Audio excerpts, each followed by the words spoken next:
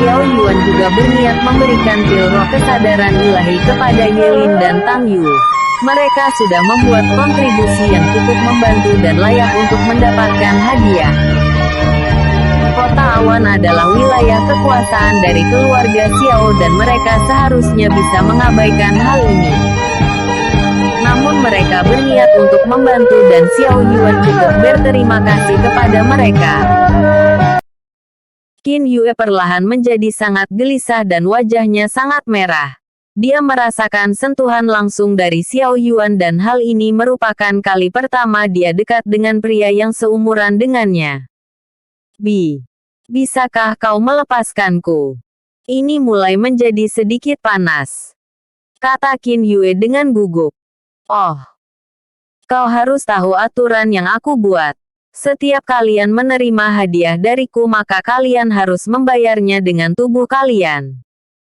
Aku ini pria yang tidak mudah dipuaskan dengan mudah, kata Xiao Yuan dengan santai. Wajah Qin Yue menjadi semakin merah karena malu. Dia paham kalau hal ini akan terjadi di masa depan. Namun dia tidak menyangka kalau akan terjadi secepat ini. Dia belum memiliki pengalaman apapun dan hal ini membuatnya merasa malu. Brak. Tiba-tiba pintu terbuka dan Xiao Rong masuk ke dalam kamar tanpa permisi. Qin Yue segera melompat dan mencoba untuk tetap tenang. Salam paman. Qin Yue memberi hormat dengan sopan dan wajahnya masih terlihat merah. Xiao Yuan mengerutkan keningnya dan tersenyum dengan canggung. Dari sekian banyak waktu mengapa ayahnya mengganggu di momen yang penting? Hehehe. Sepertinya aku datang di waktu yang tidak tepat, kata Xiao Rong sambil melihat ke arah mereka berdua. Paman tidak mengganggu. Gadis kecil ini baru saja akan pergi dan permisi. Qin Yue berjalan keluar dengan malu. Xiao Yuan menghela nafas dan berkata, "Ada apa ayah? Kenapa kau kembali lagi? Jangan kesal seperti itu. Kedua tuan dari keluarga Ye dan Tang ingin melihatmu. Saat ini mereka menunggu kedatanganmu di ruang tamu bersama kakekmu. Berikan mereka wajah dan jangan terlalu kurang ajar," kata Xiao Rong dengan santai. "Anakmu ini bisa menjaga sopan santunnya," kata Xiao Yuan dengan kesal. Segera Xiao Yuan turun ke bawah dan Xiao Rong tidak berencana untuk menemaninya. Di sana terlihat Xiao Sheng, Tang Ru dan Ye Sun yang duduk sambil meminum teh. Xiao Yuan menghampiri mereka dan memberi hormat. "Salam untuk ketiga tuan." Jadi ini naga di antara para generasi muda saat ini. Terima kasih sudah membantu yang lainnya untuk pergi dari hutan monster. Tang Ru berkata dengan jujur. Junior ini hanya melakukan apa yang seharusnya dilakukan. Senior tidak perlu berterima kasih dengan hal kecil ini, kata Xiao Yuan dengan hormat. Hahaha. Untuk seseorang yang sudah mematahkan tangan dari patriark masa depan keluarga Tang kau cukup berani. Tang Ru tertawa dengan keras. Junior ini hanya memiliki sedikit pertengkaran kecil. Tangan yang patah bisa disembuhkan kembali namun pelajaran yang didapatkannya akan menjadi bekal untuk masa depan. Tolong jangan marah dengan tindakan saya yang sedikit kurang ajar. Xiao Yuan berkata dengan sopan. Kurang ajar. Sepertinya kau salah paham. Aku di sini malah ingin berterima kasih. Biarkan Tang Yu belajar sesuai perkataanmu. Dia terlalu sombong dan berpikir kalau dirinya adalah yang terkuat. Selama kau tidak membunuhnya maka aku tidak memiliki alasan untuk dendam padamu dan menganggapnya sebagai pertengkaran anak-anak. Tang Ru berkata dengan jujur. Ye Sun meletakkan cangkirnya di atas meja dan mengangkat satu jarinya. Tekanan jiwa yang kuat diarahkan langsung kepada Xiao Yuan dan dia berniat menilai seberapa kuat Xiao Yuan. Perlahan-lahan dia menaikkan kekuatannya jiwanya dan saat ini sudah setara dengan tingkat penciptaan lapisan kedua puncak. Xiao Yuan mengerti niat Ye Sun dan melawan balik. Kekuatan jiwanya meledak dari tubuhnya dan ruangan itu dipenuhi badai kekuatan jiwa. Xiao Zheng mengangkat satu jarinya dan kekuatan jiwanya mulai menyapu semua orang. Cukup.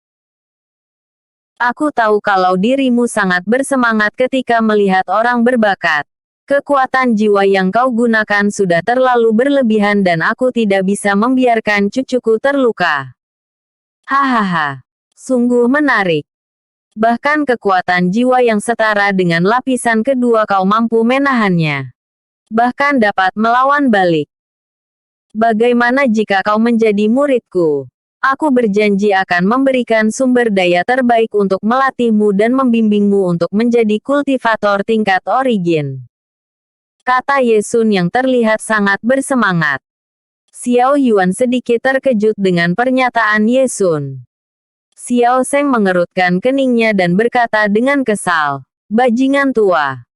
Apa kau berniat mencuri cucuku di depan wajahku?"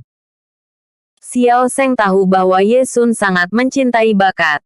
Bahkan dia membangun sekte keadilan dengan tangannya sendiri dan merekrut orang-orang berbakat di seluruh benua Zien. Banyak murid Ye Sun yang berhasil menjadi orang besar dan di benua Zien dia dikenal sebagai dermawan besar.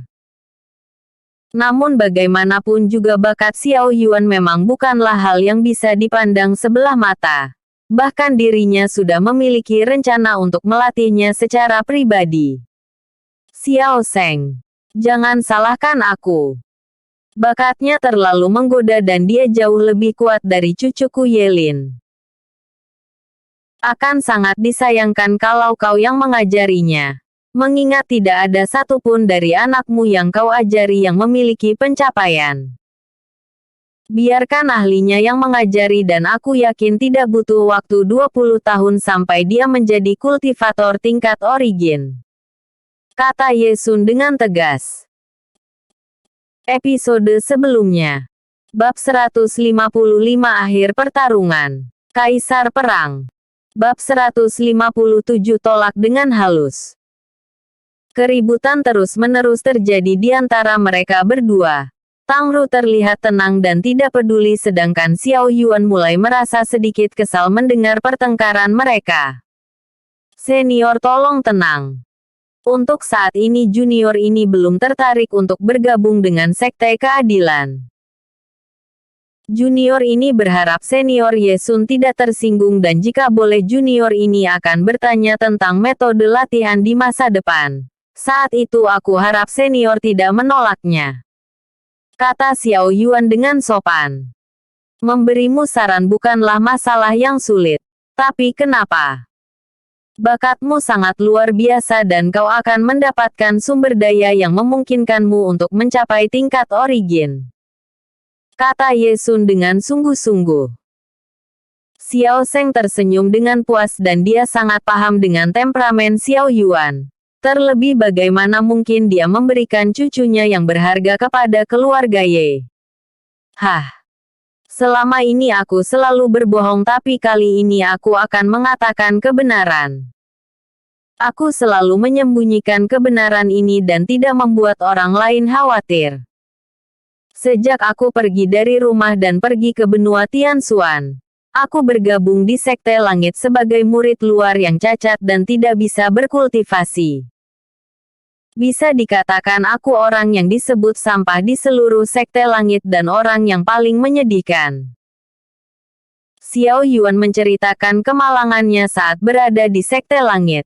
Dari susahnya mendapatkan poin kontribusi dan mendapatkan makanan untuk dirinya sendiri. Bahkan poin kontribusinya harus berkurang karena kalah dalam setiap pertarungan. Xiao Yuan selalu menjadi incaran dan berakhir dengan kondisi babak belur. Namun setelah dia dapat berkultivasi jalan yang dia ambil juga tidak semulus yang mereka pikirkan. Xiao Zheng yang mendengar hal ini sedikit merasa tersentuh dan sedih. Cucunya mengatakan bahwa kehidupan yang dilakukan di benua Tianxuan seakan baik-baik saja. Namun sebenarnya kondisinya jauh lebih menyedihkan. Kesulitan yang dilaluinya sebagai orang biasa sangatlah berat. Aku mengalami momen hidup dan mati bukan hanya satu kali. Apa yang kalian sebut dengan bakat itu hanyalah sebuah omong kosong belaka. Aku hanya seorang pria yang berjuang untuk bangkit dari keterpurukannya. Aku akan memberi tahu dunia bahwa sampah ini akan mengukir namanya menjadi yang terkuat agar tidak ada satupun orang yang berani menganggapku sebagai orang yang menyedihkan. Kata Xiao Yuan dengan tegas. Tang Ru tersenyum dan berkata, "Kau adalah pria yang hebat dan aku secara pribadi mengakuinya. Jadi apa yang kau maksudkan adalah bakat bukanlah segalanya namun kerja keraslah yang menentukan hasilnya. Bukankah begitu?" Xiao Yuan mengangguk dan membenarkan perkataan Tang Ru. Dia tidak menyangkal apapun bahwa kekuatan yang dia dapatkan adalah hasil dari kerja keras dan rasa sakit yang dia tanggung dalam prosesnya. Xiao Zheng terlihat dingin dan berkata, "Katakan padaku.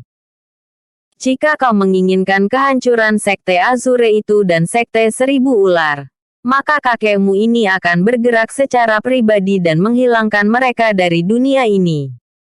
Tidak diperlukan hanya beberapa orang yang melakukan tindakan secara pribadi. Terlebih aku sudah membunuh mereka semua dan berakhir sampai di sini. Ada banyak orang yang tidak bersalah dan tidak tahu apa-apa.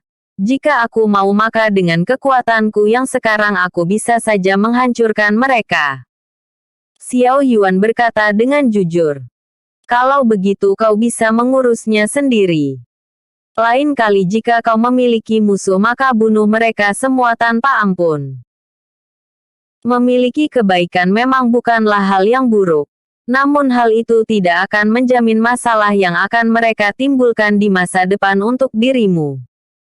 Kata Xiao Zheng dengan dingin. "Anak ini akan mengingat ajaran kakek." Xiao Yuan berkata dengan sopan. Ye Sun mengangguk dan berkata, "Abaikan masalah ini. Tujuan kami datang kemari adalah mencari informasi dari kelompok penyembah naga ini. Kau melakukan pertarungan dengan petinggi mereka dan apakah kau tahu tujuan sebenarnya dari kelompok ini?" "Aku tidak tahu pasti. Namun nama orang itu adalah Chang Mo. Dia memiliki kekuatan semacam itu karena memurnikan darah ular naga dengan paksa ke dalam dirinya. Namun sepertinya kontrolnya masih sangat buruk dan dia hanya seperti monster yang suka membunuh." Xiao Yuan melanjutkan. Chang Mo mengatakan sebelumnya bahwa kelompok penyembah naga ini hanya akan menyebarkan teror kepada semua orang. Aku tidak tahu apa maksud dan tujuan mereka sampai melakukan hal seperti ini. Namun jika para senior tidak mengambil tindakan maka tragedi ini hanya akan terus terulang. Kami mengerti. Wajah mereka bertiga terlihat sangat serius dan terdapat sedikit kemarahan yang samar. Mereka bertiga meminta Xiao Yuan kembali dan memulai diskusi yang penting. Mereka tidak bisa mengabaikan tindakan kelompok penyembah naga yang sudah sangat meresahkan ini. Untung saja korban dari bencana ini sangat sedikit dan tidak banyak memakan nyawa berkat tindakan dari Xiao Yuan. Namun jika hal ini terulang di kemudian hari, mereka tidak akan seberuntung saat ini. Mereka harus memperkuat setiap penjagaan dan bertindak tegas atas wilayah yang mereka atur. Bagaimanapun juga hal ini merupakan pernyataan perang senyap. Musuh bersembunyi cukup dalam dan tidak berani melakukan pertempuran secara langsung. Hal ini jauh lebih merepotkan jika apa yang mereka incar adalah orang biasa. Jadi hal ini sangat-sangat diperlukan. Xiao Zheng dan yang lainnya mulai memberitahu hal ini kepada para patria keluarga mereka masing-masing dan memulai rencana